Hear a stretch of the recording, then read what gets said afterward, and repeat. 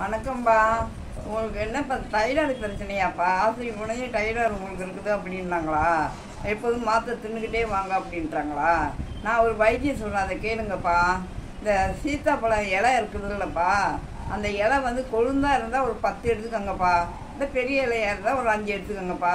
அதில் 4 சின்ன வெங்காயம், மிளகு ஜீரகம், துளி சோம்பு, துளி பூண்டு, இதெல்லாம் ரசம் வைக்கிறது மாதிரியே எல்லாத்தையும் இலையும் ஒன்றா போட்டு நுணுக்கி வச்சுக்கோங்கப்பா. ஒன்றும் இல்லைண்டா, அதை வந்து சட்டியில் வச்சு ஒரு 1½ கிளாஸ் தண்ணியை ஊற்றுங்கப்பா.